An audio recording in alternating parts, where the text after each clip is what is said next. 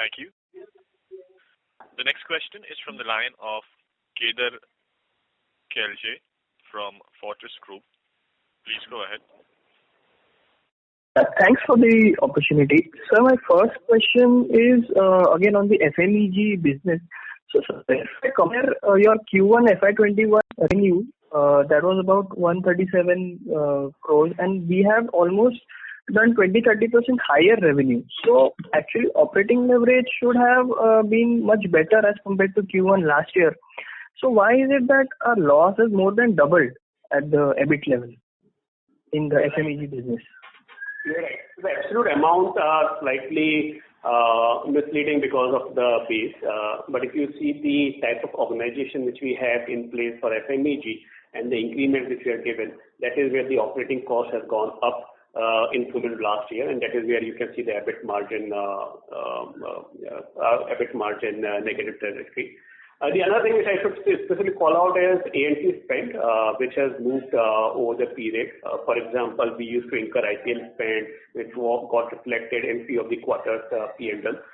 In this particular quarter also, we have incurred some A&P spend, which is getting reflected in the P&L of FMEG business.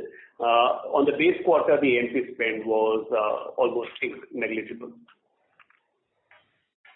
Okay, sir. Thank you. Sir, second question is on the EPC business. Sir, on the other segment, that is the EPC. So are you confident of maintaining this revenue run rate in EPC, and the margins, will it be stable at around 11-12%? So EPC is not a core business for us. We do it as a natural extension of cable business. It is not focused. We are cognizant of the fact that we are not an EPC company. We are a B2C company. Whatever small business we do as natural extension of cable and wire, we are hopeful that we will be able to continue with high single-digit, low double-digit type margins. Okay. Thank you, sir. That's it. Thank you. Thank you. The next question is from the line of Rajesh Kothari from Alpha Accurate. Please go ahead. Good afternoon, sir. Sir, I have two questions. One is there any inventory mark-to-market losses in this quarter? So there are no mark-to-market losses because we follow hedge accounting. In the case of hedge accounting, if there are hedging relationships which are established, then it is accounted under OCI. And that is where there is no significant impact. But on a generalized basis, always there will be some ups and downs because the inventory is linked with LME, and in any of the month and quarter end, there will be movement in LME. But there is no significant one-off in the overall mark-to-market or hedging accounting in the current quarter. So since you are saying it is already hedged and therefore it doesn't impact the margins, then why the higher raw material prices impact the margins? I'm a little bit confused. Yeah. So either the actual cost of procurement vis-a-vis the price hikes which we have taken was calibrated, and that is where there's a delta which is getting reflected in the contribution margin. As I mentioned to one of the participants earlier, Paul, at times in a dynamic quarter like these, where there is a significant impact of wave 2, you optimize on top line with anticipation of better margins because you would be better EBITDA margins because you would be able to leverage on the fixed cost, and that is where you take these calls. And the contribution margin, if you see, has dipped by 200 basis points in the current quarter. So basically, what kind of price hike is required to compensate for the higher raw material, or might be that now this is completely gone because the raw material cost has now already started coming down, and therefore you may not be able to do price hike. So what is gone is almost lost kind of margin. That's the right way to look at it? And that is why I highlighted in earlier responses as well that in our business it's best to see on an analyzed basis because there will be some pluses and minuses, and overall on a 12-month basis we are generally able to maintain the contribution margins. If you see last year for that matter, the first half EBITDA margins, if I'm not wrong, were around 12% or thereabout, but in the second half it was 14%, and that is how the overall margins are comparatively maintained on an analyzed basis. No, that I understood. What I'm trying to ask is a little bit different. What I'm saying is that the raw material cost has increased, but you are not able to take the similar kind of a price hike due to whatever reasons. So what was the difference? That's point number one. And point number two, that's about 2%. It is getting reflected in contraction and contribution margin. Okay. Understood. And the FMEG business, there also we have seen the similar numbers.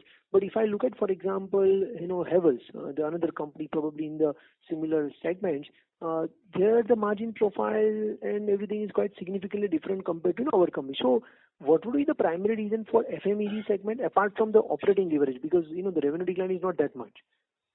It's mainly operating leverage. As I mentioned to the previous participant as well, the increase in fixed cost, primarily the nature of increase in employee cost as well as the subcontractor cost, and increase in A&P spend has impacted adversely the EBIT margin of FMEG business. And Rajesh, as you would be able to recollect in the last quarter call also I had mentioned, and I'm continuing with the same position, that in 2 years from now, which is fiscal 23, we are confident of getting into high single-digit EBIT margins. Yeah, of course. And last question from my side, in terms of, the employee cost, which is roughly about, 92 crores, and there you mentioned that, you've done some, this increase in employee cost, something which I could not understand because your fourth quarter it was 96 crores and in first quarter is 92 crores.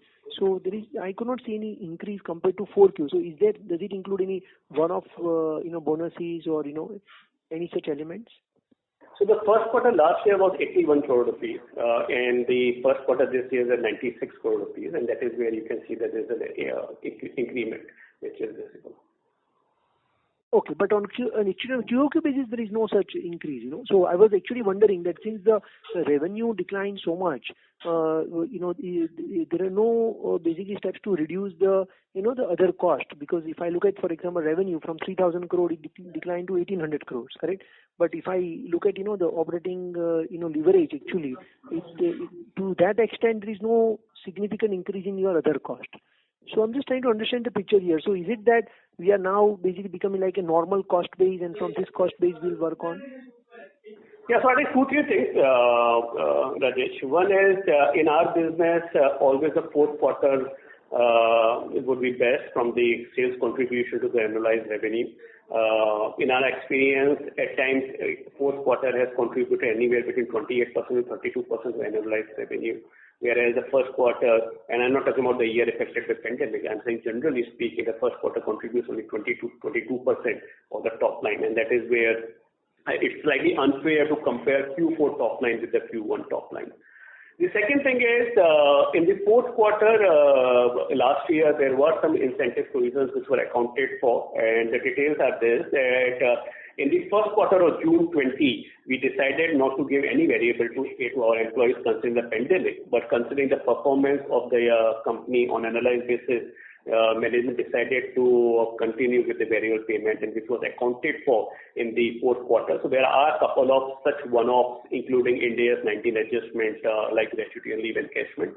And if you normalize that, you can see that is an increase in employee cost.